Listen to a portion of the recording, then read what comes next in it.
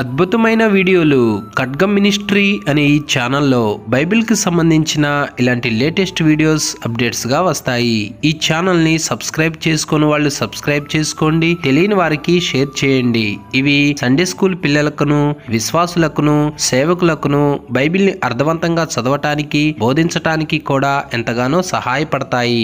Already ఈ వీడియోలన్నీ ఈ ఛానల్లో రెఫరెన్స్ తో సహా వివరంగా ఉన్నాయి. చూడండి, బైబిల్ని అర్థవంతంగా చదవండి. 127వ కీర్తన 3వ వచనం.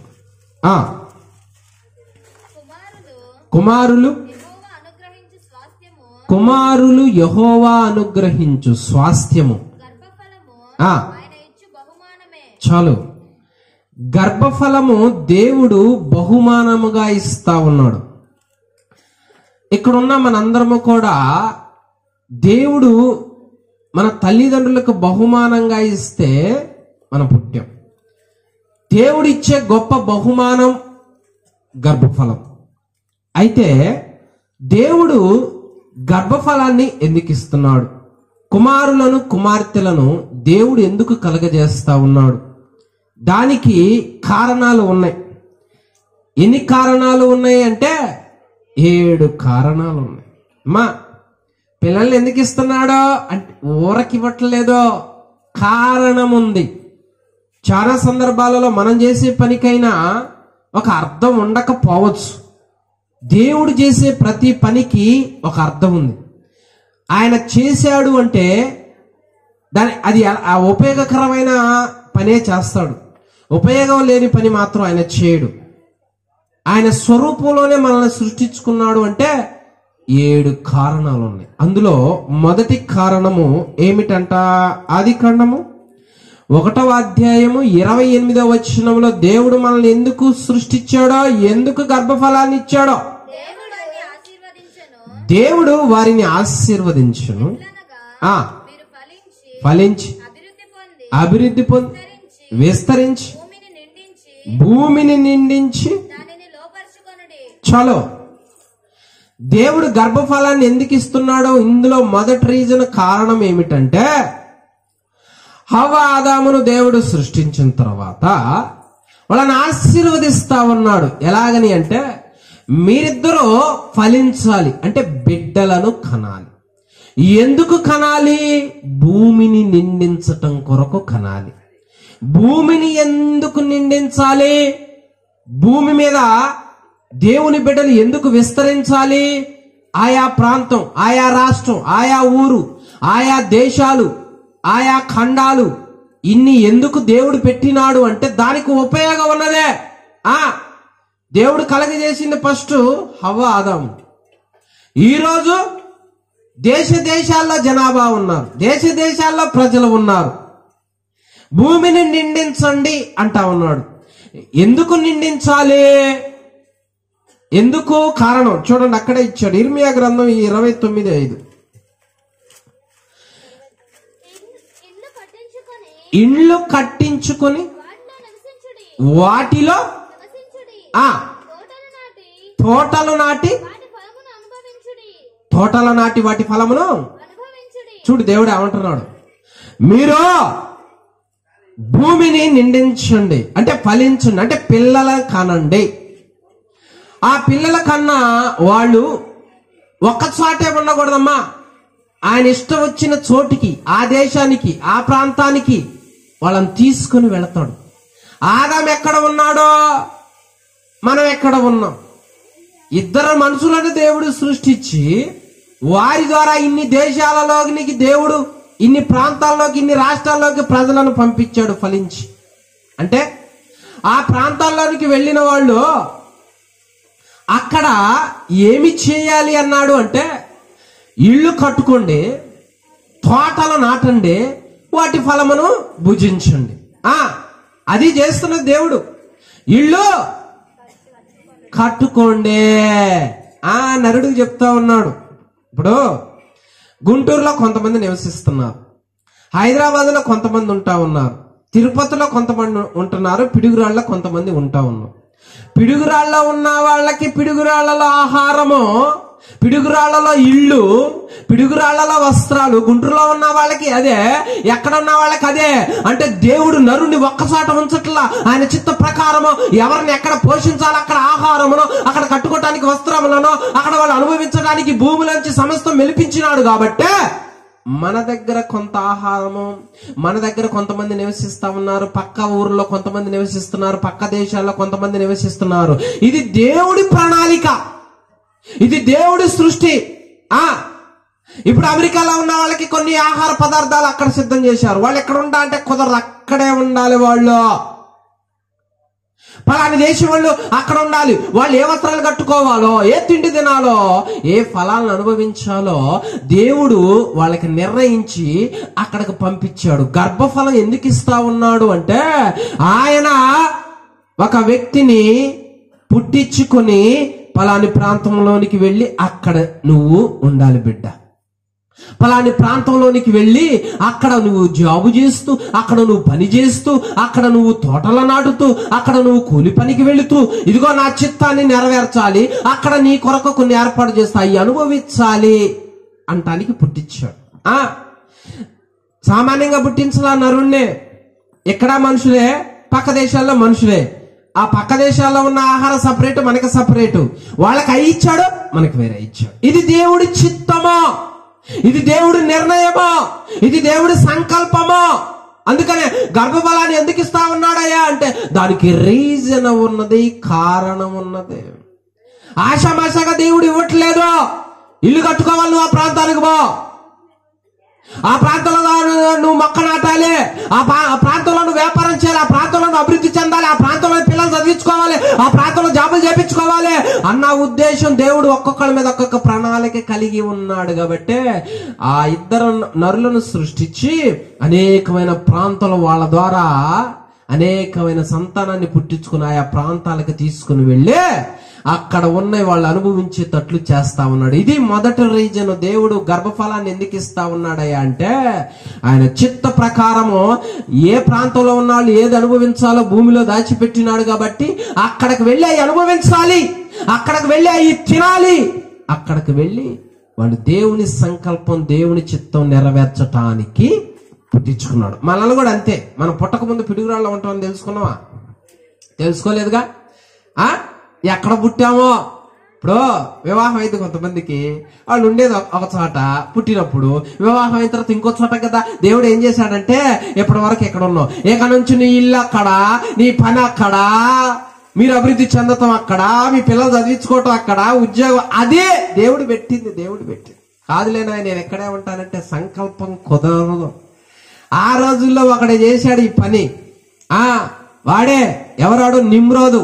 భూమి మీద అంతా చెదరొద్దో ఎక్కడే ఉన్నాడు. దేవుడికి కోపం వచ్చి ఆయన దిగి వచ్చి నరులను భూమి అంతా చెదరగొట్టి పోండే, ఎవరు ఎక్కడ బ్రతకాలో నేను సిద్ధం చేసా కాబట్టి అక్కడికి వెళ్ళి అవి అనుభవించండి అన్నాడు. అందుకనే ఎంతో మంది ఈ పిడుగురాళ్ళలో పుట్టిన వాళ్ళు ఈ పిడుగురాళ్ళే ఉండరు, వేరే ప్రాంతాలు వెళ్తారు, అక్కడ బ్రతుకుతారు. ఇక్కడ ఉన్న చాలా మంది కూడా వేరే ప్రాంతాల నుంచి ఇక్కడ బ్రతుకుతున్నాడు. ఇది దేవుడి సంకల్పం, దేవుడి చిత్తము. కొన్ని వస్తువులు మనం ఎక్కడ అనుభవించాలో అక్కడ పెట్టాడు, అక్కడికి వెళ్ళి అనుభవించటానికి దేవుడు మొదటిగా గర్భఫలాన్ని ఇస్తా ఉన్నాడు. హల్లెలూయా. ఇది మొదటి రీజను.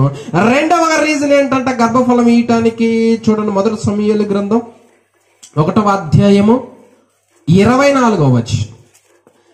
మొదటి సమూయేలు గ్రంథం 1వ అధ్యాయం 24వ వచనం. పాలు మాన్పించిన తరువాత అతడు ఇంకా చిన్నవాడై ఉండగా ఆ బాలుని ఎత్తుకొని 3 కోడెలను, తూమెడ పిండిని, ద్రాక్షరసపు తిత్తిని తీసుకొని దేవుడిచ్చిన గర్భఫలాన్ని, కొన్ని వస్తువులను తీసుకొని ఎక్కడికి వెళ్ళింది? మందిరానికి వెళ్ళింది. మొదటి రీజన్ చెప్పా, గర్భఫలాన్ని ఎందుకు ఇస్తారంటే ఆయా ప్రాంతంలో వాళ్ళు అవి అనుభవించటానికి తీసుకెళ్ళాడు. రెండవ రీజన్ గర్భఫలాన్ని ఎందుకు ఇచ్చాడో, మా సమూయేలు తల్లి హన్న పిల్లలు లేరు, పిల్లాన్ని ఇచ్చాడు దేవుడు. ఇచ్చిన తర్వాత ఆ పిల్లాడు పాలు మాన్పించగానే ఆ తల్లి ఒక రోజు ఎక్కడికి తీసుకొస్తుంది ఆ బిడ్డని? దేవుని మందిరానికి. దేవుని మందిరానికి వచ్చేటప్పుడు కొన్ని కాయలు కూడా అక్కడికి తీసుకొస్తుంది. ఎందుకు తీసుకొస్తుంది అంటే, ఇందాక మొదలు చెప్పానే, ఏ ప్రాంతాలకైతే దేవుడు నిన్ను తీసుకెళ్లాడో, అక్కడ నాటాడో, అక్కడ పోషిస్తున్నాడో, అక్కడ ఉద్యోగం ఇచ్చాడో, అక్కడ నడిపిస్తున్నాడో, అక్కడ కాచి కాపాడుతున్నాడో, వీటంతటికి కూడా కృతజ్ఞతగా 6వ దినమున నీ పనంతా చేసుకుని 6 దినాలు పని చేసుకుని 7వ దినమున వాటంతటిని దేవుని సన్నిధికి తీసుకుని వచ్చి, అంటే నీ సంతానాన్ని దేవుడు నీకు ఇచ్చిన కలిమిలో అవి దేవుడి సన్నిధికి తీసుకొచ్చి, అయ్యా ఈ వస్తువులు నీ కృప ద్వారానే సంపాదించుకున్నా, ఈ పిల్లల్ని నీ కృప ద్వారానే సంపాదించుకున్నా. అంతేకాదు 6 దినములు నా రాకపోకలో తోడుగా ఉన్నావు, 6 దినం నన్ను కాచి కాపాడావు, నా కుటుంబానికి తోడై ఉన్నావు, నా పిల్లలకి తోడై ఉన్నావు, నా రాకపోకలో తోడై ఉన్నావు, ఎన్నో ఆయా ఇరుకు ఇబ్బందుల్లో రక్షించినావు, ఎన్నో యాక్సిడెంట్ లో మమ్మల్ని రక్షించినావు, ఎన్నో రోగాల నుంచి మమ్మల్ని రక్షించినావు. నీ కృపను బట్టి అన్ని పనులు చేసుకుని బ్రతుకుతున్నావు కదయా, సమస్తం నీ కృపేనయ్యా అని ఆరాధించటానికి ఇచ్చిన. రెండవదిగా మా కొంతమంది దేవుడిచ్చిన మొత్తం అనుభవిస్తున్నారు, దేవుడి సన్నిధికి మాత్రం పిల్లల్ని అలవాటు చేయట్లేదు. కొంతమంది దేవుడిచ్చిన మొత్తం తింటా ఉన్నారు. బాగా గమనించండి, ఈరోజు ఒక నరుడు ఇంత చిన్న నోటికి ఎన్ని రకాల ఫ్రూట్స్, ఒక ఫ్రూట్స్ లోనే అన్ని వేల రకాలు ఉన్నాయి. బా ఏం తింటామండి, పిల్లలు కూడా ఏం పెడతామండి, శుభ్రం చేసి పెడతామండి.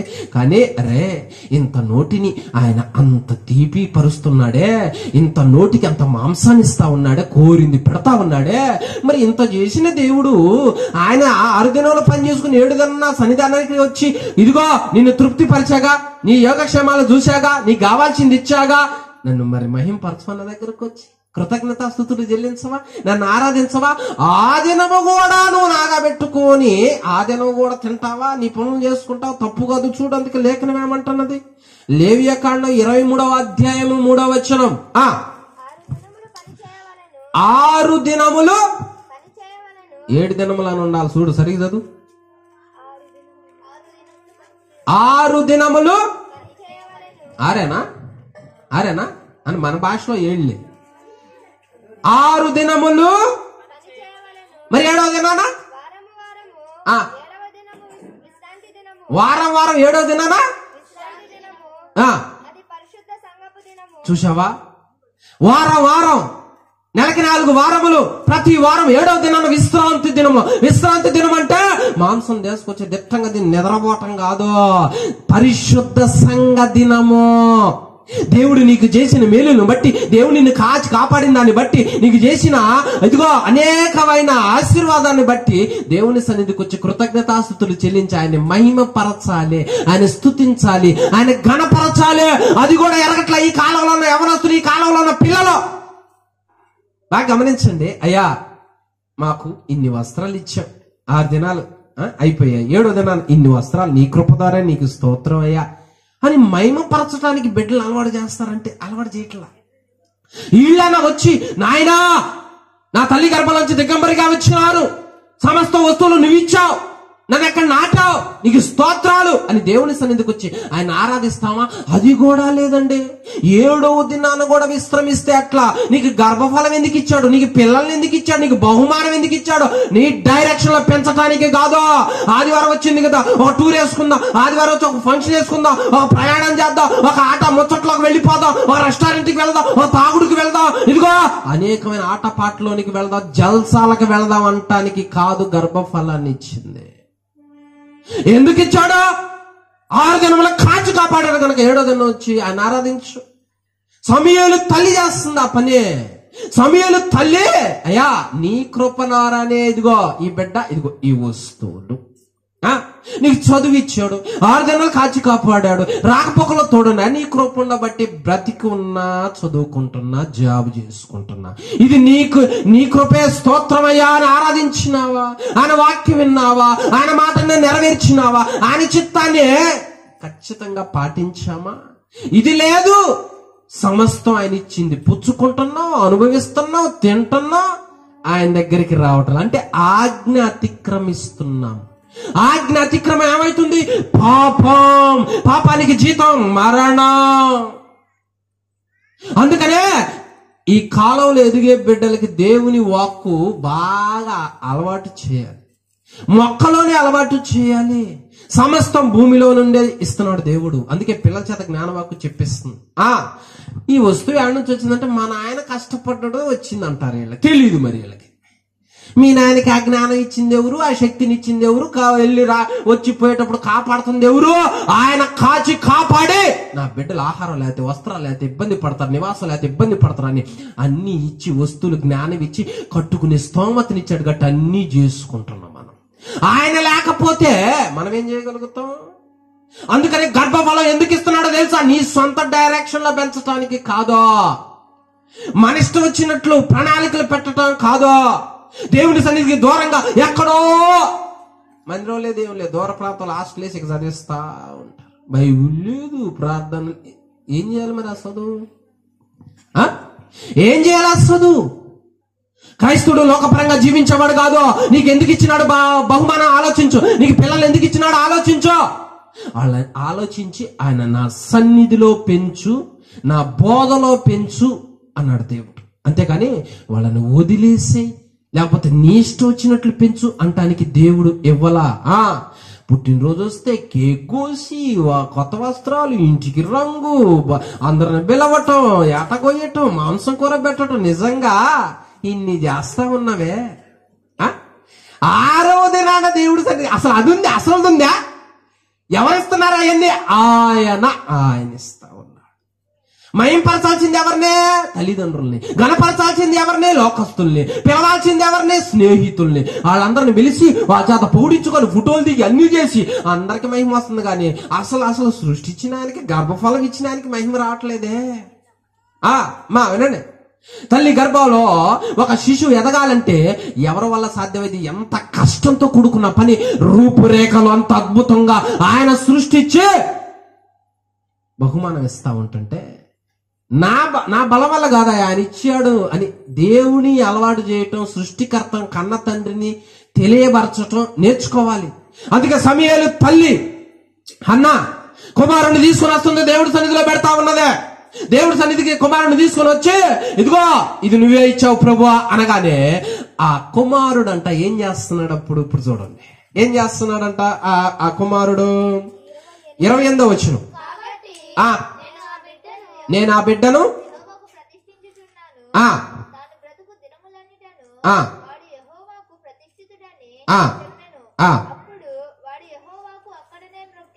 యెహోవాకు. ఎంత చిన్నోడు! ఏ వయసులో దేవుని మ్రొక్కెను అంటే వర్షిప్. ఇంగ్లీష్ లో వర్షిప్ అంటారు, తెలుగులో ఆరాధన. పాలు మాన్పించిన బిడ్డని దేవుని సన్నిధికి తీసుకురావటం మొదట అలవాటు చేసుకుంది. కృతజ్ఞతాస్తుతులు చెల్లిస్తా ఉన్నది. ఈ బిడ్డ మోకరించి అక్కడే మ్రొక్కుతుండ ఆరాధిస్తుందంట దేవుని. అంత బాల్యంలో నడవడికలో పునాది చూడెట్టుందో. నీ బిడ్డలు అలా అలవాటు చేసినావా? నీ కుటుంబాన్ని అలా అలవాటు చేసినావా?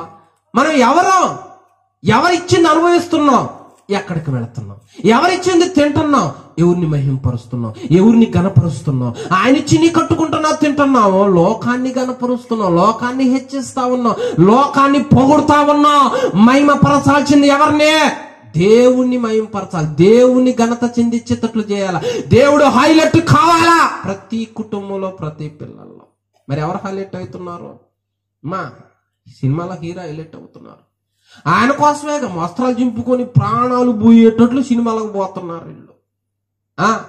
సంతానం అట్ట అయింది. ఆయనకేడో తెక్కబుట్టి డబ్బుల కోసమే పిచ్చి ఆశనాలు వేసి చేస్తా ఉంటుంటే వీళ్ళకు కూడా తెక్కబుట్టింది. ఎవరిస్తున్నారు నీకు ఆహారం? ఎలా పండుతే వస్తా ఉంది. తన బిడ్డలు ఆహారం లేకపోతే మలమల మాడిపోతారని, చనిపోయి ప్రాణాలకు ప్రమాదం ఉంది, అది ఇష్టం లేక ఆకాశం నుంచి వర్షం కురిపించి నీళ్ళనిచ్చి ఇదిగో భూమిలో నుంచి ఆహారం వెలిపించి 3 పూట్ల పెడుతుండో. తినేదేమో ఆయన ఇచ్చింది, మహిమ పరిచేది ఎవరినమ్మా? సెలబ్రిటీని. ఆమె ఫ్యాన్స్ నేను, ఆయన ఫ్యాన్ నేను. పక్క గుండె కోసుకుంటా, కోసుకో దరిద్రం. ఆ పాట ఎట్లుంటో తెలుసా? మళ్ళీ ఇష్టం నీకు ప్రాణం చెవి కోసుకుంటా. ఓరే నాయన, వాళ్ళు ఏ పడబడుతున్నారు, వాళ్ళు నువ్వు ఎందుకు మహిమపరుస్తున్నావు? కన్న తండ్రిని మహిమపరచాలి.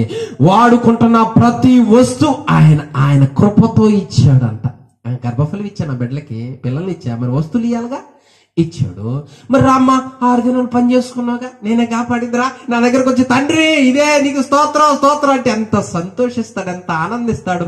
ఇంకా ఫలం వస్తుంది, ఇంకా దీవిస్తాడు, ఇంకా కనపరుస్తాడు. ఇది రెట్టింపు చేసుకోవాల్సింది పోయి ఆదివారం కూడా ప్రణాళికలా. తప్పు కదది, తప్పు కదది. అంటే ఇదివరకు ఎంత కాలం ఇలా దేవుని ఆజ్ఞను అతిక్రమించావు, ఇక అలా ఉండకూడదు. ఆ కుమారుడు పాలు మానిపించిన కుమారుడు దేవుడి సన్నిధికి వచ్చి వర్షింప చేస్తా ఉన్నాడు. నీ పిల్లలు అలా చేస్తా ఉంటుంటే, నీ కుటుంబం అలా చేస్తుంటే, నీ గర్భఫలం అలా చేస్తుంటే దేవుడు నిన్నంగా దీవిస్తాడు. అలా దేవుని సన్నిధికి వచ్చి ఆరాధన చేపిస్తున్నందుకు మరలా 2 ఆడపిల్లలు 3 మగ పిల్లల్ని దేవుడు ఇచ్చాడంట ఆమెకి. హల్లెలూయా. దీవించబడటం అంటే అది. పాస్టర్ గారు ప్రార్థన చేయండి గర్భఫలం లేదని నేడుతున్నా, ప్రార్థన చేస్తున్నాడు. బిడ్డ పుట్టిండు అనుకో, ఇంక మందిరం లేదు, ఏం లేదు. ఇక వాడిని చూసి చూడు మా అబ్బాయి ఎట్టున్నాడు, అసలు పోలిక చూడు ఎట్టుందా, అసలు ఆ రూపు చూడ, మందిరమా తర్వాత వస్తాలే, మా అబ్బాయికి నీళ్లు పోయాలా. ఇది ఏందండి, ఇచ్చిన ఆయన ఎవరు, డైరెక్షన్ ఎవరిది, వాళ్ళు ఎట్లా ఎదగాలి, ఆకారానికి బాగుంటే ఉపయోగం ఉండదు. జీవం కలిగిన దేవుని సన్నిధికి వచ్చి ఆరాధిస్తున్నప్పుడు నీ వస్తువులకు కొద ఉండదు, నీ బిడ్డల ఆరోగ్యానికి కొద ఉండదు, నీ కుటుంబానికి, నీ పని బాటలకి, నీ చేతి పనులకి, నీ చదువుకి, నీ జాబుకి ఏ కొదవ ఉండదు. ఆయన చిత్తం నెరవేరుస్తున్నంత చేపు అట్ట అలవాటు చేయండి. బిడ్డల్ని అనవసరంగా పాడు చేయమాకండి. ఎదిగే బిడ్డలకి ఏదైనా చెడు మాట వినపడితే అది ప్రభావాన్ని చూపించుద్ది. ఎదిగే బిడ్డలకి ఏదైనా చెడు దృశ్యం చూపిస్తుంది, ప్రభావాన్ని చూపించుద్ది. వాళ్ళ చెవులకి దేవుని వాక్కు, వాళ్ళ కంటికి దేవుని లేఖనాలు చూపించాలి, వినాలి, కనపడాలి, ప్రయోజకులు కావాలి. అందుకే దేవుడు ఆశపడి నేను అన్ని ఇచ్చా మీకోసం. నీ బిడ్డ లేరు పాడబాడరా అంటే ఇవన్నీ మా అమ్మ నేర్పాల. ఏం నేర్పిందే ఇక చూసుకో, స్టెప్పులు అన్నమాట, స్టెప్పులు. మరి ఏమొచ్చురా నీకు, ఏమరా అన్నీ వచ్చు. జనాలు సాపించడం వచ్చు, తిట్టడం అయితే వచ్చు. ఎవరు గర్భఫలం ఇస్తున్నారు, గర్భఫలాన్ని ఏం చేసావు, చెడగొట్టుకున్నావు, పాడు చేసుకున్నావా, ఇదే దేవుడిచ్చింది చెప్పండి. నో, ఆ తల్లి గుర్తెరిగి దేవుని సన్నిధికి తీసుకొచ్చి ఆరాధించో అనగానే దేవానికి స్తోత్రం అన్నాడంట. హల్లెలూయా. వెంటనే యాజకుడు ద్వారా, సేవకుడు ద్వారా దేవుడు నా చిత్తం నెరవేర్చింది కాబట్టి ఈ సంతానం ఒక్కటే కాదు, ఇంకను 3 కుమారులు 2 ఆడపిల్లల్ని కలుగుతారు పా అన్నాడంట. హల్లెలూయా. సంతాన అభివృద్ధి ఆశీర్వాదం రెట్టింపు చేసుకోవాలని చూడాలి, కానీ ఒక్కదాని దగ్గర ఆగిపోతే ఎట్లుంటది? తప్పది. రెండవ రీజన్ ఇది. మొదటి రీజన్, కుమారులను ఎందుకు ఇస్తున్నాడు అంటే ఆయా ప్రాంతాలకు వాళ్ళు వెళ్ళాలి, ఆయన ఇచ్చిన వస్తువులు అనుభవించాలి, అక్కడ నివసించాలి, ఇల్లు కట్టుకోవటానికి. రెండవదిగా కుమారులని బిడ్డలని ఎందుకు కలుగజేస్తూ ఉన్నాడు అంటే అవన్నీ అనుభవిస్తున్నాం మనము. 6 దినములో ఆయన మన పనులు చేసుకుని 7వ దినాన అవన్నీ మనకి మేలు చేశాడు కాబట్టి ఆయన సన్నిధికి వచ్చి ఆరాధించటానికి. అందుకే 7వ దినమున విశ్రమించేను. ఆయన 6 దినాలు పనిచేసి 7వ దినం అదే అలవాటు చేసుకుంది. ఇది రెండవ రీజన్. మరి 3వ రీజన్ ఏంటంటే కుమారులు ఎందుకు ఇస్తున్నాడు? 2వ సమూయేలు గ్రంథం 18వ అధ్యాయము 18వ వచనం. 2వ సమూయేలు గ్రంథం 18వ అధ్యాయము తన పేరు నిలుపుటకు తనకు కుమారులు లేరనుకొని. చాలు, ఇప్పుడు దీనికి ఆన్సర్ మీరే చెప్పాలి. తన పేరు నిలుపుటకు తనకెవరు లేరు? ఇప్పుడు కారణం ఏంది చెప్పండి. ఇంకా వెరీ గుడ్. ఏమంటుంది అక్కడ లేఖనం? ఎందుకు ఇస్తున్నాడు గర్భఫలాన్ని? వంశం అంతటితోనే ఎండ్ అయిపోకూడదు. ఇదన్నీ తెలుసుకుంటే దేవుడి జ్ఞానం పెరుగుద్ది. వ్యర్థమైన అన్ని తెలుసుకుంటే వ్యర్థమైన మనం అనుసరించేది. కుమారులు ఎందుకు ఇస్తున్నానో తెలుసా నీకు? బిడ్డలు ఎందుకు ఇస్తున్నానో తెలుసా నీకు? ఇగో ప్రతిబింబాన్ని ఎందుకు ఇస్తున్నానో తెలుసా నీకు? నీ ఇష్టం వచ్చినట్లు పేర్లు పెట్టడానికి, నీ ఇష్టం వచ్చినట్లు పెంచడానికి కాదు, నువ్వు మోడుబారిన ముద్దుగా మిగిలిపోకుండా ఉండటానికి, నీ పేరు కొట్టివేయబడకుండా ఉండటానికి, ఆ వంశ వృక్షం ఎదగకుండా అలాగనే ఉండకూడదు అనటానికి, అది ఎదగాలి, ఫలించాలి, అభివృద్ధి చెందాలి అనటానికి ఇస్తున్నా గర్భఫలాన్ని. అందుకు పేరు నిలవాలి. ఎవరి? ఆ వంశం పేరు ఉండాలి. వృక్షం వృక్షం వంశ వృక్షం. ఆహా, చూసావా? మూడో రీజన్ అందుకే ఇస్తుంది మనకి. చాలా మంది బాధపడతా ఉంటారు, ఏముంది వంశవృక్షం లేదు, వంశవృక్షం లేదు. దేవుడు ఎలాంటి వాడు? కృప కలిగిన వాడు. ఆయనకు అన్నీ తెలుసు. ఈ వంశం ఎదగాలి, ఈ వంశంలో నాకు ఇష్టమైన బిడ్డలు నా చిత్తం నెరవేర్చాలి, ఇది ఇక్కడ ఆగిపోకూడదు అని దేవుడు జగత్ పునాది వేయబడక మునిపి ఎంతో మంది గర్భాలను తెలిసి ఆ ప్రతిబింబాలను అనగా గర్భఫలాన్ని బహుమానంగా ఇస్తున్నాడు. అంటే రీజన్ ఇది. ఎంత ధైర్యంగా చెప్పుకుంటారు, ఇదిగో నా బిడ్డ, మా వాడు. ఇంటి పేరు అంతటితో ఆగిపోతే ఎలా ఉంటది? బాధగా ఉంటది. ఇంటి పేరు అందరితోనే ఆగిపోతే ఎలా ఉంటది? బాధగా ఉంటది. అందుకని దేవుడు ఏం చేస్తున్నాడు అంటే, నా బిడ్డలకి ఇది ఉండకూడదు, ఇది ఉండకూడదు, అందుకనే ఇస్తా ఉన్నాడు. చూడండి అక్కడ ఎందుకు ఇస్తా ఉన్నాడో చూడండి. మొదటి సమూయేలు గ్రంథం 24:21.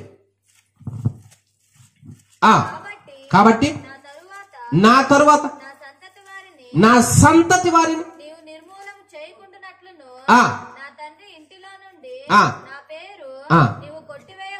చూడు, నా తండ్రి ఇంట్లోంచి నా పేరు కొట్టేయద్దు, నా సంతానాన్ని నాశనం చేయొద్దు అంటున్నాడు.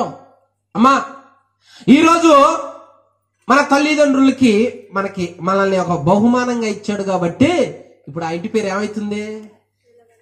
రిపీట్ అవుతుంది. ఏది? వాళ్ళు వెళ్ళిపోయారు, వాళ్ళ తరం అయిపోయింది. నెక్స్ట్ తరాల్లో కూడా ఇప్పుడు అదే పేరు పలకబడుతుందంటే అర్థం ఏంటో తెలుసా? కనికరిచ్చి కృప చూపి ఆ వంశం పేరును నిలబెట్టటానికే, ఆ వంశం గౌరవాన్ని నిలబెట్టటానికే, ఆ వంశం ఉండటానికే, నిలబటానికే ఇది గర్భఫలాన్ని ఇస్తా ఉన్నది. పుట్టినరోజు పెట్టు, ఎక్కడ? పబ్బులు, పార్టీ, రాజకీయ నాయకులు మొత్తాన్ని. ఎందుకు ఉపయోగం? అమ్మా, పుట్టినరోజు అర్ధరాత్రి 12 గంటలకి 4 స్నేహితులను తీసుకొని ఒక బండి రోడ్డుకి అడ్డంగా పెట్టి ఆడ కేకు పెట్టి ఆ కేకు కోయటం, వాడు నోట్లో పెట్టడం కాదు, ఈ మూతి తీసుకుపోయి దానిలో ముంచటం. పుట్టినరోజు, హ్యాపీ బర్త్డే. అరే, దాన్ని ఎవడన్నా పుట్టినరోజు అంటారా? మూతులకు ముక్కులకు పూసుకోవటానికి ఇచ్చింది కేకు. తెలివి విరిగిపోయింది. తినండి నాయన, నోటికి తీపి చేసుకోండి అయ్యా అని వస్తువు ఇస్తే మూతులకు ముక్కులకు పూసుకుంటున్నారు, తలకు పూసుకుంటున్నారు, ఈ ముఖానికి పోస్తున్నారు, కేకులో ముంచుతున్నారు. హ్యాపీ అంట, అది హ్యాపీ అంట. జ్ఞానం లేని ప్రతివాడు పశుప్రాయుడు అంటుంది లేఖనం. ఏ వస్తువు ఎందుకు ఇచ్చాడో తెలియాలి. అందుకే పిల్లలకు జ్ఞానం హక్కు నేర్పేది. పిల్లలకు జ్ఞానం హక్కు. నీ నోటికి సేదైతే ఏడుస్తావని, నీ నోటికి సేదైతే ఇదిగో రోగాన పడతావని ఆ సేదు ఉండకుండా తీపినిస్తా ఉన్నాడో. ఇది తీపికి గుర్తు నాయన. మనుషులు ఏం చేస్తున్నారు? ప్యాషన్, వాళ్ళని చూసి ఏమని చూసి అన్ని కాఫీలు కొడతాం, అన్ని నేర్చుకుంటాం. బైబిల్ భక్తి ఇది రావాలి. నా తర్వాత నా సంతానం నిలవకుండా ఉండనియొద్దు అంటున్నాడు సౌలు దావీదుతో. నా సంతానాన్ని దీవించు, నా సంతానం ఉండాలి, నా సంతానం ఉంటే నా పేరు ఉంటది, ఎక్కడైనా నా తండ్రి పేరు ఉంటది, ఆ వంశం ఉంటది, అదంతతోనే ఆగిపోకూడదు అనటానికి పేరు నిలపటానికి దేవుడిచ్చాడు. ఎంత కృప కలిగిన వాడండి. ఎందుకు ఇస్తున్నాడు అనుకున్న పిల్లలు కనుక ఎప్పుడైనా పుట్టినరోజు ఇట్లా చేయించుకున్నారు అనుకో, అమ్మా బెత్తం తీసుకుని ఒక్కటే సరుకు జరగండి. ఎందుకో తెలుసా? ఏ వస్తువుని ఏం చేస్తున్నారో నువ్వు, అది పుట్టినరోజా? అర్ధరాత్రి నువ్వు జనాలను ఏడిపీయటం తప్ప, అదే దేవుని సన్నిధికి వచ్చి ఇంతకాలం నన్ను బ్రతికిచ్చావు, నీకు స్తోత్రాలయ్యా అని ప్రార్థన ఆరాధన చేయటం నేర్పించటం కరువైపోయింది ఈ రోజుల్లో. ఎలా ఉన్నారు? గర్భఫలం ఎందుకు ఇస్తున్నాడు? గర్భఫలాన్ని ఎంత ఘోరంగా పెంచుతున్నావు. సాతానుగడి మాయ ఇది, మాయ ఇది. కాబట్టి ఇంటి పేరు నిలబడ్డది. వాళ్ళు లేరు. గోత్రకర్త ఎవరయ్యా అంటే గోత్రక చెబుతారు కదమ్మా. అమ్మా ఏ గోత్రం అంటారు, గుర్తుందా? ఏ గోత్రం అంటే ఎవరి పేరు చెబుతాం? అసలు వంశవృక్షం ఉంటాడుగా మొత్తాత, ఆయన పేరు చెబుతాం. గోత్రం ఏందయ్యా? ఆ గోత్రం. తండ్రి పేరు ఇది. ఓహో, ఆ పేరు మార్చిపోలేదా? నేనుండగా ఎందుకు మార్చిపోతా? మా నాయన వాటా నాదే, మా నాయన ఆస్తి నాదే, ఆయన ప్రతిబింబాన్ని నేను ఉన్న వంశంలో పలానా ఫంక్షన్కి పోయావు, పలానా దొరగారా వచ్చిండు. ఎట్లా వచ్చిండు? ఆయన రాలేదుగా, ఆయన సంతానం వచ్చిందే. పేరు పేరు పేరు ఎవరు రాలేదు అంటే, ఇప్పుడు అరే ఓటు ఎందుకు ఏవరా అంటే, అరే ఓటు మురకూడదురా, వేయకపోతే ఓటు మురుగుద్దురా అంటారు. పేరుండాలంట. చూడు ఎంత జాగ్రత్త. వంశాన్ని నిలపటానికి, పేరు అలాగనే ఉండటానికి దేవుడు కృపతో ఇస్తా ఉన్నాడు. అలా అయ్యబట్టి ఈరోజు మనం ఎలా ఉన్నాం. హల్లెలూయా. 4 ఎందుకు ఇస్తున్నాడు? ఋతు గ్రంథం 4:15. ఋతు గ్రంథం 4:15 ఈ రాత్రి మీకుందే. కానీ నిన్ను ప్రేమించి 7 కుమారుల కంటే నీ కోడలు కనెను, ఓదార్చి ముసలితనమున. అబ్బా చూసావా ఎందుకు ఇస్తున్నాడు గర్భఫలాన్ని? 4వదిగా. అప్పు వెరీ గుడ్ వెరీ గుడ్. అమ్మా వెనక నుంచి సౌండ్ రాదేదమ్మా, ముగిస్తాలే అమ్మా, ఇప్పుడేగా మా మైక్ తీసుకుంది. కొంచెం నవ్వండి అమ్మా. ఎందుకు గర్భఫలం 4వది ఎందుకు ఇస్తున్నాడు? ఎవరిని పోషించడానికి? తల్లిదండ్రులు వృద్ధాప్యంలో కాస్త మంచి నీళ్ళు ఇస్తాడు, కాస్త అన్నం పెడతాడు, కాస్త చూసుకుంటాడు, ఒక నీళ్ళలో ఉంచుతాడు, ఏ కష్టాన్ని బాధని అండగా ఉంటాడు నా బిడ్డ. బా ఏం ప్రణాళిక అండి దేవుడు. నువ్వు గారాబం చేసి బంగారం ఎండి ఇత్తడి రాగిని పెంచేసరికి తల్లి విలువ తెలియకపోయా, తండ్రి విలువ తెలియకపోయా. ఒక్కటే తన్నుదంతుండేవాడు, ఒక్కటే గుండెలకు దోసకపోయే మాట అంటుండే. ఏ జ్ఞానాన్ని నూరిపోస్తే ఏం అప్పుద్దో తెలుసా? ఏ జ్ఞానం ఇస్తే ఎవరిని గణపరుస్తారో తెలుసా? వాళ్ళు నడవలసిన త్రోవ నేర్పితే పెద్ద అయిన తర్వాత నిన్ను సంతోషపరుస్తాడు అంటుంది లేక. తల్లి విలువ తెలియదు, తండ్రి విలువ తెలియదు. పావయ్యా పావమ్మా. ఈ రోజుల్లో ఎందుకు ఇది వస్తుంది? జ్ఞానం లేదు, జ్ఞానం నేర్పట్లా. ఎలా అంటుందో లేఖనం, నేను అంటలా. చూడు తల్లిదండ్రులు ఏమంటున్నాడు అక్కడ. సామెతలు 23:22. సామెతలు 23:22. నిన్ను కనిన నీ తండ్రి ఉపదేశమును నీ తల్లి ముదిమయందు చూసుకో. ముదిమే అంటే ముసలితనం. అమ్మా చూడు ఏమన్నాడు అక్కడ. నీ తల్లి వృద్ధాప్యానికి వచ్చినప్పుడు, నీ తల్లిదండ్రుల వయసు అయిపోయినప్పుడు, నడవలేకపోతున్నప్పుడు, పని చేయలేకపోతున్నప్పుడు తోడుగా ఉండి పోషించి ఆదరణగా ఉండి నీకు చిన్నప్పుడు ఎలా చేసిందో అలా ఆదరించాయా అంటానికి ఇస్తున్నాడు గర్భఫలాన్ని. మరి ఇప్పుడు అక్కడ జరుగుతుందా? తండ్రి కొడుకులు కూర్చొని తాగుతుండే, కుటుంబం మొత్తం కూర్చొని సినిమాలు చూస్తుండే. అబ్బో ఏం ఫైట్ చేసిండ్రా వాడు, రేపు నీతో చేస్తాడు ఫైట్ పెద్ద అయిన తర్వాత. డబ్బులు ఇవ్వండి అరే లేవురా. ఆడేందుకు? వాడు జ్ఞానం లేదుగా వాడికి. మన్నిచ్చును అటు మన్నిచ్చును, ఎప్పుడు అడిగితే అప్పుడు ఇచ్చును. ఇప్పుడు ఇవేంది ఇస్తావా కొట్టమంటావా? ఏం జరుగుతుంది ఈ ప్రపంచం? గర్భఫలాన్ని ఎందుకు ఇచ్చినాడో, బహుమానాన్ని ఎందుకు ఇచ్చినాడు, పిల్లల్ని ఎందుకు ఇచ్చినాడో ఈ జ్ఞానం సాతానుగాడు మరుగుపరిచినాడు. అందుకే బైబిల్ దగ్గరకు వచ్చేసరికి ఏం చేస్తాడు తెలుసా? చదవద్దు అదే చదవద్దు, నువ్వు చదివితే సక్రంగా ఉంటావు. నువ్వు సక్రంగా ఉంటావు నాకు ఇష్టం ఉండదు. ఎప్పుడు ఏం చేయాలంటే బురద పూసుకోవాలి, బయటికి పోయి అడ్డమైన మొత్తం పూసుకో.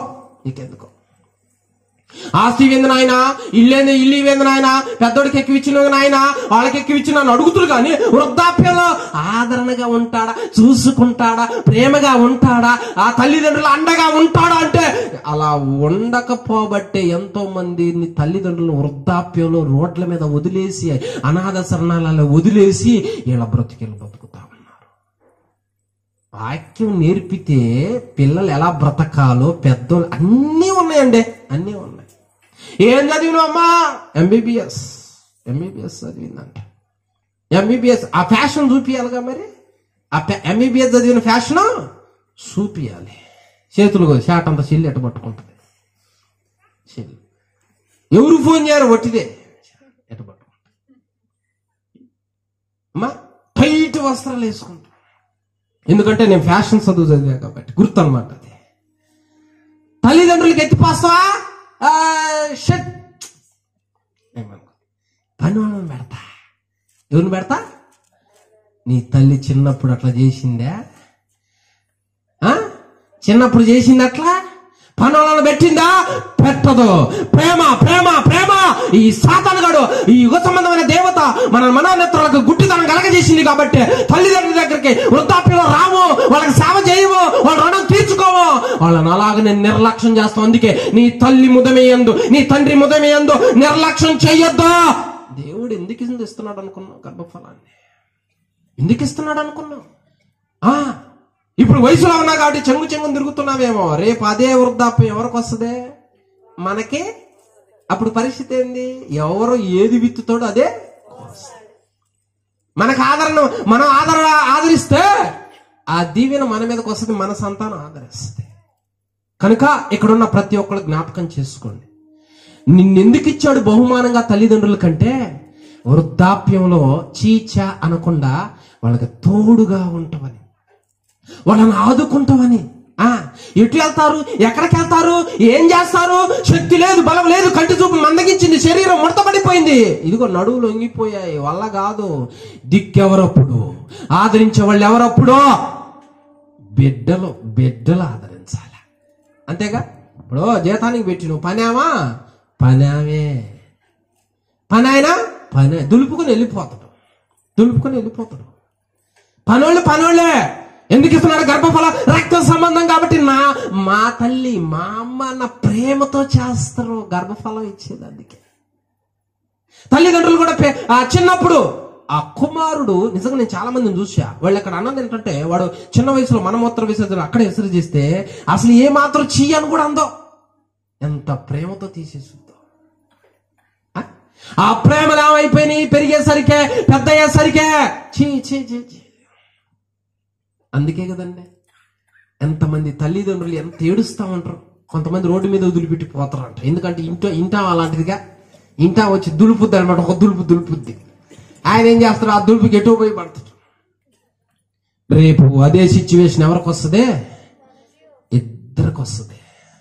జాగ్రత్త. పిల్లలకి జ్ఞానం నూరిపై దగ్గరుండి, కుమారుడా నువ్వు నేను ఎందుకు వచ్చావు, గర్భఫలాన్ని ఎందుకు ఇచ్చాడో, నేను ఒంటరిగా ఉన్నా, నాకు నిన్ను ఎందుకు ఇచ్చాడో తెలుసా? ఇది నాయన దేవుని ప్రణాళిక అని చెబితే నిన్ను ఎలా చూడాలో అలా చూస్తాడు.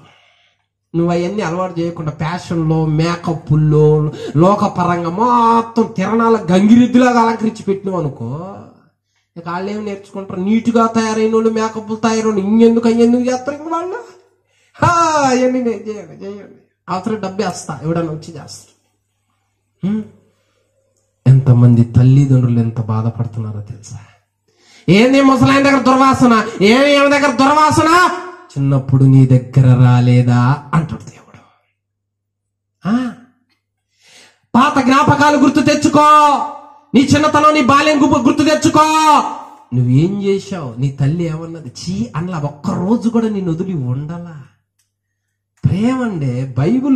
బైబిల్ చెబితే, వాక్యము చెబితే గర్భఫలం ఎందుకు ఇచ్చాడో అర్థమైతే అప్పుడు తల్లిని తల్లి, తండ్రిని తండ్రి వాళ్ళని కంటికి రెప్పలా దేవుని యందు నిద్రించేంత వరకు చూసుకుంటాడు. అది దీవెన, ఆజ్ఞ. నీ తల్లి ముదిమి ఎందామని నిర్లక్ష్యం చేయదు, ఆజ్ఞ. మరి నీ తల్లిదండ్రులు నువ్వు బతుకుండగానే వేధిస్తున్నవే, బతుకుండగానే బాధ పెడుతున్నవే, బతుకుండగానే కృంగజేస్తా ఉన్నవే, వాళ్ళ గుండె జారిపోయే పనులు చేస్తా ఉంటుంటే ఇక వాళ్ళని నువ్వేం ఆదరిస్తా ఉన్నావు? వాళ్ళని నువ్వేలా సంతోషపరుస్తా ఉన్నావు? ఎంతమంది తల్లిదండ్రులకు పిల్లల ద్వారా అల్లాడిపోతున్నారు. ఇటు చేయితే అట్టండ్రు, అటు చేయితే ఇట్టండ్రు. ఈ లోకాల వాటిలో, లోక ప్రేమలో, లోక చెడు వ్యసనాలు తల్లిదండ్రులు బ్రతికుండగానే ఏడుస్తా ఉన్నారు. మంచి స్థితిలోనే నువ్వు అట్ట చేస్తే వృద్ధాప్యలో నువ్వేడ పట్టించుకుంటావు? ఇంకా వాళ్ళని చచ్చిపోతే అవతల పడేయండి. ఎంత కోపం వస్తుందో తెలుసా దేవుడికి? కోపం వస్తుంది ఆయనకి. నువ్వు అలా ఉండకూడదని నీ తల్లి ద్వారా నీకు నేను సైకిల్ చేపించా, కానీ నువ్వేం చేసావు? నిర్లక్ష్యం చేస్తావా? రేపు నీకు ఆ స్థితి రాకుండా ఉంటుందా? ఖచ్చితంగా వస్తుంది. కాబట్టి వాక్యం తెలియకపోతే మనం నేర్చుకోవాలి. ప్రతి వ్యక్తి, పిల్లలు, పెద్దలు, యవనస్తులు అందరూ నేర్చుకోవాలి. దేవుని చిత్తం నెరవేర్చాలి. హల్లెలూయా. 4వదిగా గర్భఫలాన్ని ఇచ్చింది ఎందుకంట? ముసలితనం అందు పోషించటానికి. 5వదిగా చెప్పాగా ఈ రాత్రి మీకుందేనని. న్యాయాధిపతుల గ్రంథం 13వ అధ్యాయము 2-3 వచనాలు. ఆ కాలమున దాను వంశస్థుడును జొరియా పట్టణస్థుడైన అతని భార్య గొడ్రాలై కాన్పు లేక ఉండెను. యెహోవా దూత ఆ స్త్రీకి ప్రత్యక్షమై, ఇదిగో నీవు గొడ్రాలవు, వినండి, నీవు గర్భవతివై కుమారుని కందువు. చాలు. దేవుడు ఏం చెప్పాడంటే, ఒక ఆమెకి సంతానం లేదమ్మా, గొడ్రాల, అందరి నోళ్ళలో గొడ్రాలు గొడ్రాలు గొడ్రాలు అని ముద్రపడదు. ఒకరోజు కనికరించి దేవుడు భర్తతో మాట్లాడుతాడు, ఇదిగో నీ భార్య గొడ్రాలు, సంతానం లేదు, కనికరించి కృప చూపి నీకు ఒక బిడ్డనిస్తున్నా, ఒక కుమారుని ఇస్తున్నా. ఎందుకు ఇస్తున్నా? రీజన్ నేను చెప్పానే. మనం చేసే పనులు ఎన్నో పనికి మాలి ఉంటాయి, చెడిపోయినవి ఉంటాయి, అసలు ఉపయోగాలనే ఉంటాయి. చిన్నప్పుడు నేను అన్ని అయ్యే చేశాలే, మీరు చేశారు నాకు తెలియదు, నేను అన్ని చేశాను. మనం చేసే వాటిలో ఉపయోగం లేని చాలా ఉంటాయి, మాట్లాడే వాటిలో ఉపయోగం లేని చాలా ఉంటాయి. దేవుడు చేసింది ఖచ్చితంగా ఒక ఉపయోగం అనేది ఉంది. గర్భఫలాన్ని ఇచ్చాడు. ఎందుకు ఇచ్చాడు? రీజన్ చెబుతున్నాడు అక్కడ. ఎందుకు ఇచ్చాడు? 13:5 అతని తల మీద మొదలుకొని నాజీరు చేయబడిన వాడే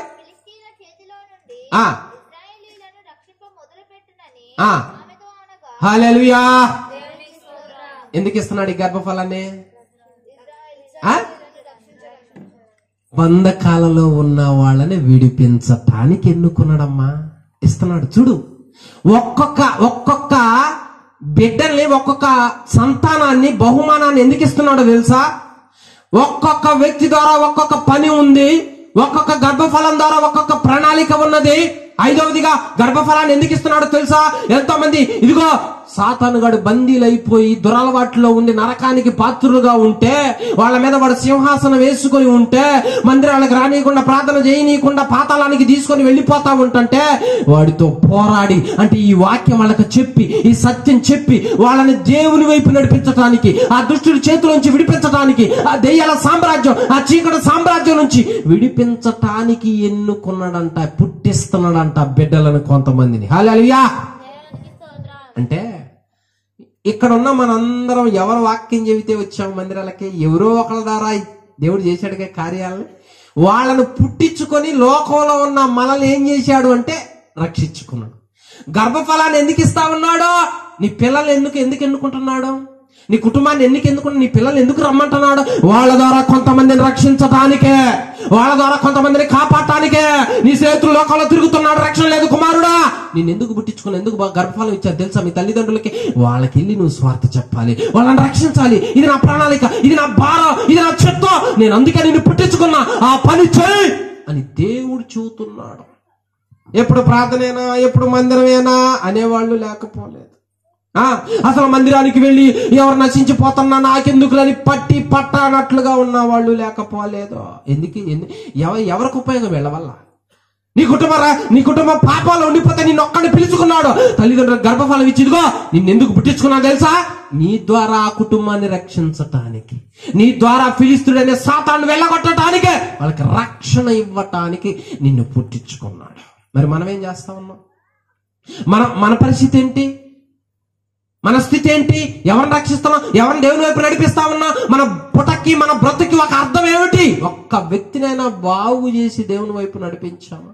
ఒక్క వ్యక్తినైనా రక్షించామా? ఒక్క వ్యక్తినైనా కాపాడామా? ఎందుకు దేవుడు పుట్టించుకున్నాడు? ఎందుకు పిలుచుకున్నాడు? ఎందుకు గర్భఫలం ఇచ్చాడని ఆలోచించు. నీకెందుకు కుమారుణ్ణి ఇస్తున్నానో తెలుసా? తెలుసు నాయన. ఎందుకు మంచి సంతూరు సబ్బు చూసి పొద్దున సాయంత్రం మధ్యాహ్నం స్నానం చేపించి పౌడర్ పూపించి ఈ బొగ్గన సొక్క అరికాలకు సొక్క పెట్టి దిష్టి తీయటానికి. మళ్ళీ నా బిడ్డలు ఎవరు చూడకూడదు, ఎవరు ముద్దు పెట్టుకున్న దిష్టి తొలగిద్ది అంటానికి. ఏందండి ఇది? ఎందుకు ఇస్తున్నాడు గర్భఫలం? అతని మీద ఒక ప్రణాళిక పెట్టాడు. అతని ద్వారా ఎంతో గొప్పవాళ్ళు, ఎంతో చిన్నలు, ఎంతో మంది అధికారులు రక్షణలోనికి రావటానికి పిలుచుకున్నాడో పుట్టించుకున్నాడో. సంసోన్ని అందుకంటే ఇచ్చింది.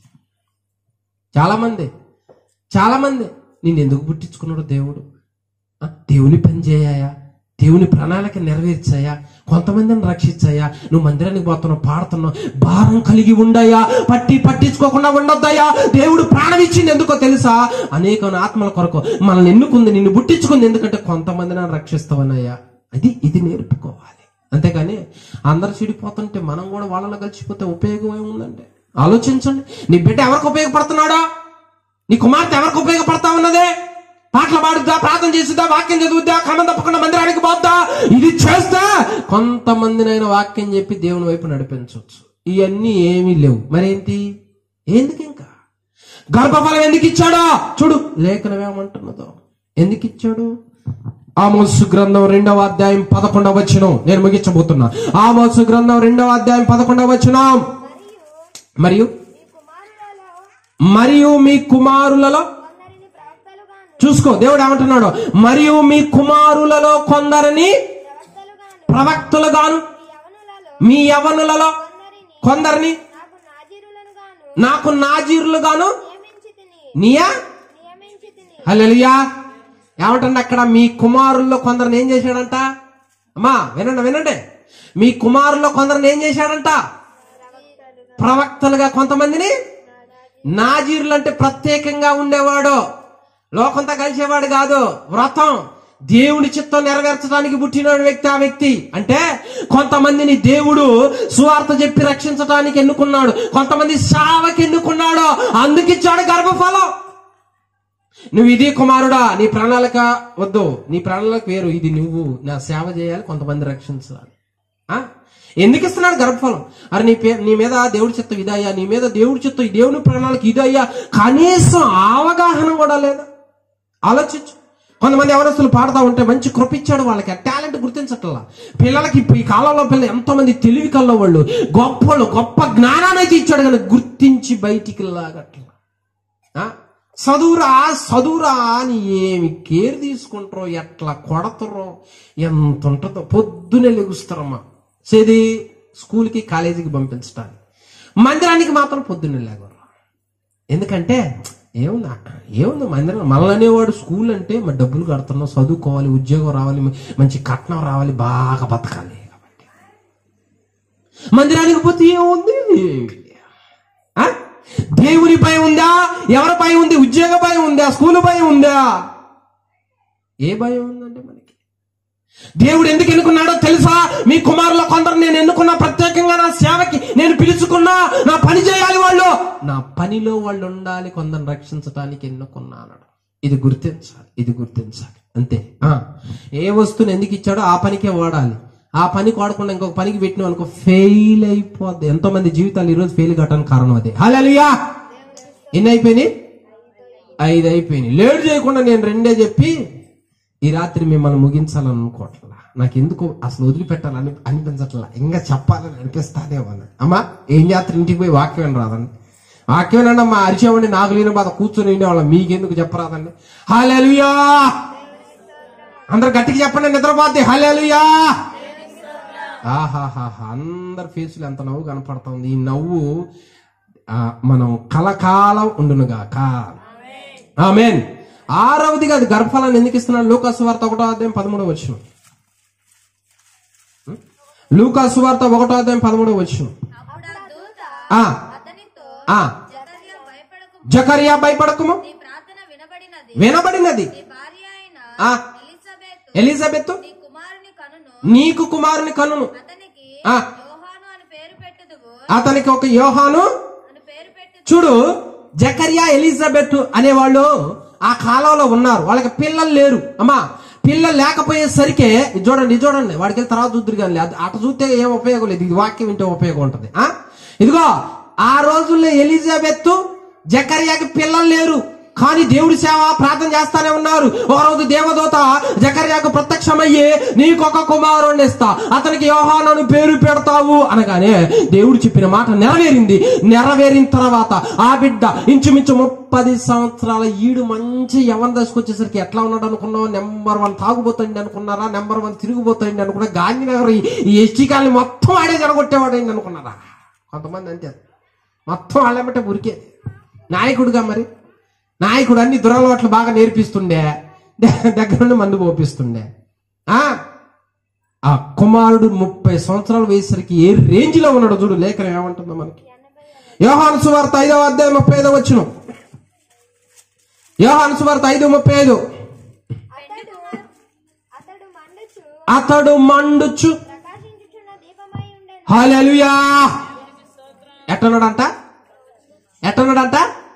30 సంవత్సరాల వయసు వచ్చేసరికే ఆత్మీయ జీవితంలో పరిశుద్ధాత్మ చేత మండిపోతూ ప్రకాశిస్తా ఉన్నాడంట. అలా ఉండాలి నీ పిల్లలు, అలా ఉండాలి నీ కుటుంబం, అలా ఉండాలి నీ సంతానం, అలా ఉండాలి నీ గర్భఫలం. ఆ రేంజ్ లో పెంచాలి భక్తిలో, నువ్వు ఆ రేంజ్ లో ఎదిగించాలి వాళ్ళని. ఎవరైనా వాళ్ళని ఏలెత్తి చూపితే వాళ్ళు ప్రార్థనలో మండేవాళ్ళు నాయన, వాక్యంలో మండేవాళ్ళు నాయన, భక్తిలో మండేవాళ్ళు నాయన, పరిచయలో మండేవాళ్ళు నాయన, దేవుని నిమిత్తం మండేవాళ్ళు నాయన, వాళ్ళు ప్రకాశిస్తున్నారు నాయన.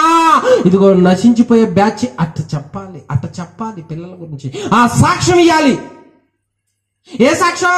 చూడమ్మా మీ అబ్బాయి ఎప్పుడు తిరుగుతుండేందమ్మా, ఎప్పుడు తిరుగుతుందేందమ్మా, ఏందా గోలేందమ్మా, ఏందమ్మా, ఇందుక అతనికి జకర్యాకి ఎలిజబెత్కి నేను ఒక కుమారుని ఇచ్చిన, అతడు యవ్వన దశకు వచ్చేసరికి మండుతున్నాడు, ప్రకాశిస్తున్నాడు అంట. అంటే మలినం లేకుండా ఆత్మీయ జీవితంలో బలాజ్యుడిగా ఉన్నాడంట, శక్తిమంతుడిగా ఉన్నాడంట, లోపం లేకుండా అలా కాలిపోతా ఉన్నాడంట. ఎట్లా ఉండాలండి? ఏ రేంజ్ లో ఉండాలి బిడ్డలో? ఈరోజు యవ్వనస్తులను చూస్తే వాళ్ళ పొజిషన్ ఎట్లుంటదంటే లోకానికి బానిస అయిపోయి వాళ్ళ ముఖాలు ఎవరు విడిపిస్తారా అని దీనంగా చూస్తా ఉంటారు. అది వదలలేరు, ఇటు రాలేరు, అల్లాడిపోతా ఉన్నారు. కానీ ఈ కుమారుని వాళ్ళు పెంచిన పెంపకం, ఆ గర్భఫలాన్ని వాళ్ళు చేసిన స్థితి ఎలాగుందో తెలుసా? ఆ రోజుల నిలబడి వాక్యం చెబుతుంటే అమ్మా పోలీసులు కూడా వచ్చి అయ్యా రక్షించబడటానికి ఏం చేయమంటావు అని అడిగారంట ఆయన. అయ్యా మేమేం చేయాలి రక్షించబడాలంటే అన్నారంట చాలా మంది. అతడు వాక్యం చెబుతుంటే హృదయాలు నరకబడ్డాయంట. అతడు ఖండితంగా వాక్యం చెప్పాడు, ఖండితంగా గద్దించాడు. అలా గద్దిస్తుంటే ఊరుకోవట్లా. అసలు ఒక గద్దింపు రాకూడదు, ఒక తప్పుని ఖండించకూడదు. ఎట్లా చెప్పాలంటే వాక్యం మనుషులు ఇటు కూర్చుంటే వాక్యం ఇటు తిప్పి చెప్పాలి. అటు తిప్పి చెప్పటం అంటే ఏమక తగలకూడదు, ఇంకా ఎన్ని పైపైన చెప్పుకుంటా పోవాలి. అప్పుడు ఏం చేస్తాయంటే అమ్మయ్య మనకు టచ్ కాల, మనం చేసేది ఏది చెప్పాల. రైట్, ఇదే మనకు మందిరం, కరెక్ట్ అయిన మందిరం, కరెక్ట్ అయిన పాస్టర్ దొరికిందంట. ఇప్పుడు నాకు లెక్కట మైక్ తీసుకొని చెప్పిండు అనుకో, ఇక్కడ మనకు ఉపయోగం లేదులే, ఆడైతే బాగుంటుంది. నేను 100కి 10 చొప్పుని తిప్పినా అందులో దశ బాగా వేయచ్చు. ఆయనకి తెలియదుగా. పప్పులు ఉడుకుతాయి అనుకున్నావా? తెలివితేటలు చూడు, అన్ని సంపాదించిందే పనికి మాలిన సొమ్ము అద్దీసి దేవుడికి ఇస్తావు. ఏమనుకున్నారండి దేవుడు అంటే? 30 సంవత్సరాల వయసులో జకర్యా కుమారుడు ఎలా ఉన్నాడని దేవుడు చెబుతుంటే అతను సామాన్యుడు కాదు. అంతమంది వాళ్ళల్లో ఒక రేంజ్ ఉంది, ఒక పవర్ ఉంది, ఒక అభిషేకం ఉంది, ఒక ప్రత్యేకత ఉంది, ఒక ప్రణాళిక ఉన్నది. అనేకులు దేవుని వైపు తిప్పేవాడిగా ఉన్నాడు. నీ పిల్లలకి యవనస్తులకు ఆ పేరుందా? అసలు అట్లా పెంచావా? ఆ గర్భఫల విలువ నువ్వు తెలుసుకున్నావా? ఆ రేంజ్ లో ఉన్నాడా? అలా సాక్ష్యం పలుకుతున్నాడా దేవుడు? ఏడమ్మా మీ అబ్బాయి లేడు, అడిగి పోయిండు, 10ంటికి వస్తాడు, ఎప్పుడో వస్తాడు. ఈరమ్మా మీ పిల్లలు ఆడుకో పోయారా? తెలీదు నాకు, ఆడుకు పోయిండు. వాళ్ళు వస్తారులే, వాళ్ళు వయసు వాళ్ళు అనుభవించలేదే, వయసు వాళ్ళు అనుభవించాలంట. వాళ్ళు వయసు వాళ్ళే, ఏం కాదులే, కొంపలు ముంచే పనులు చేస్తారు రేపు. గర్భఫలం దేవుడిచ్చు బహుమానం ఎందుకో తెలుసా? 6వదిగా అతడు అందరిలాగా కాదు, అందరిలో ప్రత్యేకమైన వాడు, అందరిలో మండేవాడు, అందరిలో కలిసేవాడు, అందరి బ్యాచ్ కాదు. ఇంకా నువ్వు మందిరానికి వస్తూ, గర్భఫలం దేవుడిచ్చిన ఇంకా మందిరానికి వస్తూ, ఇదిగో ఆ బ్యాచ్తో నిన్ను పోల్చకూడదు. అంటే ఆ తాగుబోతు బ్యాచ్ ఇతను కూడా ఒకటే అని కలపకూడదు నిన్ను. అదిగో ఆ తిరుగుబడి బ్యాచ్తో నిన్నేసి కలపకూడదు, ఆ ముచ్చట్ల బ్యాచ్తో నిన్నేసి కలపకూడదు, ఆ చెడు వ్యసనాల బ్యాచ్తో నిన్నేసి కలపకూడదు, ఆ భయం లేకుండా తిరిగే వాళ్ళతో నిన్ను కలపకూడదు. చూడు ఏమంటుందో లేఖనం ఏమంటుంది. సంఖ్యాకాండం 23:9, సంఖ్యాకాండం 23:9. మెట్టెల శిఖరము నుండి, కొండల నుండి, ఇదిగో చూడు ఏమంటున్నాడు అక్కడ, ఇదిగో ఆ జనము ఒంటిగా నివసించును. చూసుకో, జనాలతో లెక్కించబడరు. జనాలంటే ఎవరు? దేవుని భయం లేనివాళ్ళు, అన్యాచారాలు ఆచరించేవాళ్ళు, అసలు మందిరానికి రాని వాళ్ళు, ఎట్లా పడితే అట్లా ఉండేవాళ్ళు. వాళ్ళతో మనం లెక్కించబడకూడదు, ఆ బ్యాచ్ లో మనం లేచి కలపకూడదు, వాళ్ళతో మనం ఉండకూడదు. ఎలా ఏదైనా సందర్భం వచ్చినప్పుడు నువ్వు కూడా ఆడున్నావుగా అని అనకూడదు. మనల్ని నువ్వు కూడా ఆ బ్యాచ్గా అనకూడదు, మీ అమ్మాయి కూడా ఆ బ్యాచ్గా అనకూడదు, నువ్వు కూడా అదేగా, నువ్వు కూడా కలిసిపోయినావు అనకూడదు. ఏమనాలి? ఏ పేరు ఉండాలి? ప్రత్యేకం. ఇదిగో మండుతూ ఉన్నాడు అంటే భక్తి పరుడు. ఏం పాడతారు పాటలు, ఏం చదువుతూ వాక్యం, ఎంత క్రమశిక్షణ, ఎంత అభిషేకం అనే పేరు ఉండాలంట మనకి, అనే పేరు ఉండాలంట దేవుడిచ్చిన గర్భఫలానికి. వాక్యం సరిగా ఎరగకుండా నేర్పకుండా చిట్టంత ఎదిగిన బిడ్డకే ఇదిగో లోకపరమైన అలవాట్లు తప్ప దేవుని భయం లేదు, అభిషేకం లేదు, ఒక ప్రత్యేకత లేదు. ఎంత బాధపడతాడో తెలుసా దేవుడు, ఎంత దుఃఖపడతాడో తెలుసా దేవుడు. జకర్యా కుమారుని గురించి దేవుడు సాక్ష్యం ఇస్తా ఉన్నాడు. అతడు జనాలతో కలిసి ఏకీభవించాడు, సైడ్ ఎడుబడితోటి వెళ్ళేవాడు కాదు. అతడు ఎలాగున్నాడు అంటే మండేవాడు. భక్తి పరుల సహవాసం ఉంటే భక్తి పరులాగా ఎదుగుతారు, లోకస్తుల సహవాసం ఉంటే లోకపరంగానే ఎదుగుతారు. కనుక నీకు ఇచ్చిన బహుమానాన్ని రోడ్ల మీద వదిలేసి మెదలకుండా ఉన్న మాకెళ్ళల్లో, నీకు ఇచ్చిన బహుమానం మీద కేర్ తీసుకొని నీకు చేతనైతే నీ బిడ్డను పెంచి ఒక ప్రయోజకుడిగా చేసి ఇదిగో ఆత్మలో మండించేటట్టు చేసి ఈ సమాజానికి దేవుడి పక్షాన్ని నిలబడి చెప్పు, ఈ సమాజానికి దేవుడి పక్షాన్ని నిలబడి మాట్లాడు, నువ్వు పాడు, అనేకులకు ఉపయోగకరంగా ఉండు. కుమారుడు ఆ రేంజ్ లో నిలబెట్టాల్సింది పోయి వ్యర్థమైన రేంజ్ లో నిలబెడతా. నువ్వు ప్రార్థన చేయకపోతే వాళ్ళు చేయరు, నువ్వు అబద్ధాలు ఆడితే వాళ్ళు ఆడతావు, నువ్వు బూతులు మాట్లాడితే వాళ్ళు బూతులు మాట్లాడతారు. ఇంకేముందమ్మా, ఏముంది, అయిపోయింది. వాళ్ళకి ఇచ్చిన గర్భఫలం అంట ఆ రేంజ్ లో నిలబడ్డదంట సమాజంలో. ఇప్పుడు తండ్రికి ఎంత పేరు, తల్లికి ఎంత పేరు, వాళ్ళని ఎంత గౌరవిస్తారు. ఇదిగో జకర్యా ఎలిజబెత్ కుమారుడు చూశావు, అమ్మ ఏం చెబుతున్నాడు వాక్యం, ఏందట్లా ఉన్నాడో, మండిపోతా ఉన్నాడో, అంత ప్రార్థన పరుడు, అంత భక్తి పరుడు అని పేరు పలుకుపోతుందంట ఆ రోజుల్లో. ఈ అబ్బాయి ఆడున్నాడా, కొట్లాట్లో ఉన్నాడా, గొడవల్లో ఉన్నాడా, నేను లేను, నువ్వు కూడా ఆ బ్యాచ్ చేయలే అని కలపకూడదు. మనల్ని కలపకూడదు. ఆ ఇంట్లో గుమ్మిగూడు మొత్తం టీవీలు చూస్తా నవ్వుకుంటా ఉన్నారుగా, నువ్వు కూడా ఆడున్నావు, నేను లేను, నువ్వు కూడా ఆ బ్యాచ్ చేయలే. ఒక లోకస్తులతో, ఒక చెడ్డ వాళ్ళతో మనల్ని కలపకూడదు, ఆ జనాలతో లెక్క పెట్టకూడదు, అంచనా వేయకూడదు, ఆ గుంపులో వ్యక్తివి అనకూడదు.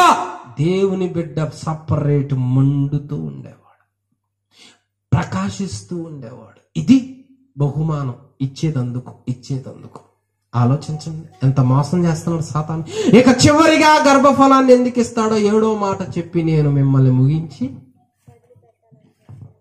వదిలిపెట్టాలనుకుంటున్నా. ఎందుకంటే ఇప్పటికే ఫీజులు నవ్వు తగ్గిపోతా ఉన్నది. చూడండి, ప్రకటన గ్రంథం 22వ అధ్యాయము 4-5 వచ్చినాం. సంతోషంగా నవ్వుతాయేనమ్మా. ఈ సంవత్సరం, వచ్చే సంవత్సరం మొత్తం నవ్వేక.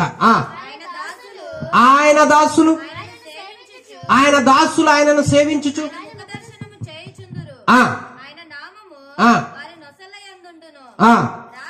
రాత్రి ఉండదు.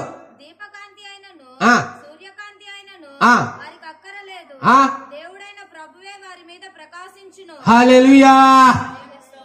చివరిసారిగా గర్భఫలాన్ని ఎందుకు ఇచ్చుకున్నాడంటే ఆయన సన్నిధిలో నిత్యము ఆయన ఆరాధించటానికి, అంటే ఆయన రాజ్యంలో ఆయనతో ఉండటానికి ఇచ్చుకున్నాడు బహుమానాల్ని మనకి. ఈ భూ సంబంధం వరకే కాదు, జాగ్రత్తగా పెరిగితే, జాగ్రత్తగా సాక్ష్యాన్ని కాపాడుకుంటే, భక్తిని కాపాడుకుంటే ఆయన దాసులు ఆయన ముఖ దర్శనం చేస్తారు. ఆయనతో సహవాసం చేయటానికి, ఆయనతో ఏలటానికి, ఆయనతో ఉండటానికి, ఆయనతో మాట్లాడటానికి అందుకు ఇచ్చుకున్నాడు గర్భఫలాన్నే. అమ్మా భూ సంబంధంలో చచ్చిపోయింది కాదు, భక్తిపరుడు చచ్చిపోడు. దేవుడి రాకడప్పుడు లెగుస్తాడు, ఆయనతో ఉంటాడు, ఆయన దగ్గర పెట్టుకుంటాడు. గర్భఫలం ఇచ్చింది అందుకు. మరి ఈ ఎండింగ్ అక్కడ ఆయనతో మనం ఉండటానికి, ఆయనతో సహవాసం చేయటానికి ఇంత ప్రణాళిక దేవుడిచ్చాడు మనకి. ఇప్పుడు ఆయనతో ఉండాలని ఇష్టపడుతున్నావా? ఆయనతో సహవాసం చేయాలి, ఆయన రాజ్యంలో నేను కూడా ఉండాలి, ఆయన ముఖదర్శనం చేయాలి అన్న ఆశ నువ్వు పడతా ఉన్నావా?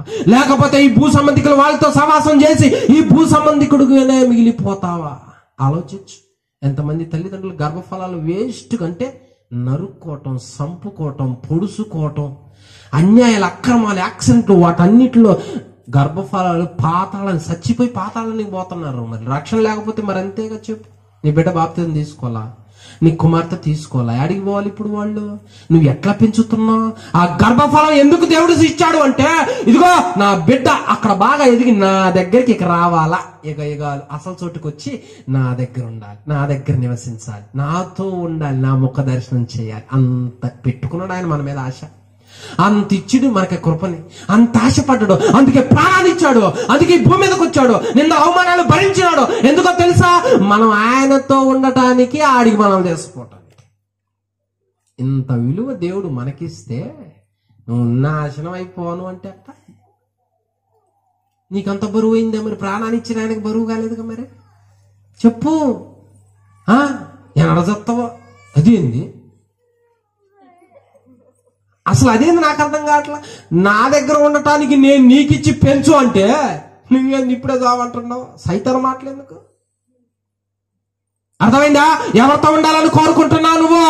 చనిపోయిన దేవుడితో ఉండాలి, దేవుడి రాజ్యంలో ఉండాలి, అక్కడే ఏలాలి. అలా ఉండాలి. ఉండటానికి జగత్ పునాది వేయబడక మునిపే సృష్టించుకున్నాడంట. ఇదిగో ఈ బిడ్డని ఇస్తాను, ఈ బిడ్డ నాకు మహిమకరంగా గర్భఫలాన్ని ఎందుకు ఇచ్చానో అట్లా ఉంటది. తర్వాత నా దగ్గరికి తెచ్చుకుంటా, నా ముఖ దర్శనం, నా ముఖాన్ని చూస్తుంది, నాతో మాట్లాడుద్ది, ఏలుద్ది, నా రాజ్యంలో ఉంటది ఇది అని అంత ప్రణాళిక పెట్టుకున్నాడు. అందుకే మార్కు సువార్త 16వ అధ్యాయం 16 వచ్చిన చివరిగా నేను చెప్పి ముగిస్తున్నాను. 16 మార్కు సువార్త. నమ్మి బాప్తిసం పొందువాడు రక్షింపబడును. చూసావా ఏమంటున్నాడా? నువ్వు నాతో ఉండాలి అంటే నువ్వేం చేయాలి? అన్ని వదులుకొని, గర్భఫలాన్ని ఎందుకు ఇచ్చానో దాని విలువ తెలుసుకొని, నువ్వు నన్ను నమ్మి, నేనే నీ తండ్రిని నమ్మి బాప్తిసం పొంది రక్షించబడు. అప్పుడు వస్తావు నా కాడికి. అప్పుడు మన ఇద్దరం మాట్లాడుకుందాం, మన ఇద్దరం ఉందాం. ఎప్పుడు తెలుసా? ఒక రోజు కాదు, 2 రోజులు కాదు, 3 రోజులు కాదు, యుగ యుగాలు. ఇంకెట్టుంటదమ్మా? ఆయన దాసులు ఆయన ముఖ దర్శనం చేసుకుంటా ఉంటారంట. అంత సంతోషం, అంత ఆనందమో మనకిచ్చినాడు దేవుడు. అది కావాలి అంటే బ్రతికుండగానే ఒక నిర్ణయానికి రా. నీ పిల్లల ఊపిరి ఉండగానే, నీ పిల్లల ఊపిరి ఈ భూమి మీద బ్రతికుండగానే నువ్వు ఇప్పుడే నిర్ణయం తీసుకో. జాగ్రత్త గర్భఫలం విషయంలో. చేయి జారిపోయిన తర్వాత దొక్కపడ్డా, ఏడిచినా, ఇదిగో నువ్వు బంగారం సమాధి కట్టించినా, అందరిని పిలిపించి నువ్వు బంతిబువ్వ పెట్టినా లేదు అవకాశం, రాడు పైకి రాడు. దీపం ఉండగానే ఇల్లు చక్క పెట్టుకోవాలా. ఇది దేవుడు ఇచ్చింది గర్భఫలాన్ని. ప్రారంభం అది, ఎండుకు అది కింద పాతాళం కానే కాదు. పుట్టినరోజు చేసేటప్పుడు ముందు ఎప్పుడైనా గర్భఫల విలువేదో ప్రతిరోజు చెప్పుకో. ఈ లేకుండా ఒక తల్లిగా నిన్ను ఎలా చూడాలో, లోకంలో ఎలా ఉండాలో, గర్భఫలం అంటే ఏంది ఇవన్నీ తెలియకుండా నువ్వు తీసుకొచ్చి ఇల్లు మొత్తం అలంకరించి బెలూన్స్ పెట్టి వాడు కట్ చేయగానే ఇంకొకరు పక్కన కొట్టడం, ఈడే ఇంకొక నుంచి ఎట్టంటాడు, ఎట్టంటాడు. తినేదాని మీద పడుద్ది, ఒంటి మీద పడుద్ది. నేను అడుగుతున్నా, ఇంకొకళ్ళు ఉంటారు తీసుకుంటారు, మూతికి వస్తారు. దేవుడు నిన్ను దీవించాలని దీవించి ఎంత బాగుంటుంది. దానికన్నా దీర్ఘాయుష్మంతురాలు కావాలంటే ఎంత బాగుంటుందే. వాక్య వినాలమ్మా, వాక్య వినాలి. మనం చేమదుడు తినేది గనక దొరికితే ఇది తీసుకుపోయి దాన్ని పూసుద్దా సైలెంట్గా దాచిపెట్టుకుంటుంది, పోయి లోపల పెట్టుకుంటుంది. ఎందుకంటే ఆహారం లేనప్పుడు అదే దిక్కని. మనకు తినడానికి ఇస్తే ఎక్కువయ్యి మాకు పూసుకుంటుంది. జీవం కలిగిన దేవుడు ఒక వస్తువు ఇచ్చేది ఎందుకు తెలుసుకో. గర్భఫలాన్ని ఎందుకు ఇస్తున్నాడో? నువ్వు అజ్ఞాన ప్రవర్తన ద్వారా పెంచి పాతాళానికి వదిలేసుకోవటానికి కాదు, సాతాను చేతిలో వదిలేసుకోవటానికి కాదు, ఆయనతో ఉండటానికి, ఆయన ముఖ దర్శనం చేయటానికే అందుకు ఇచ్చినాడు. అందుకే అద్భుతాలను చేసినాడు. నేను పిండమనై ఉండగా నీ చేతుల్లో నెత్తుకున్నాయా, నా తల్లి గర్భంలో రూపురేఖలు ఎలా ఏర్పడా నాకు అర్థం కావటం లేదు. అమ్మో, ఈ సృష్టి, ఈ జ్ఞానము నాకు ఆలోచనలకు మించిని.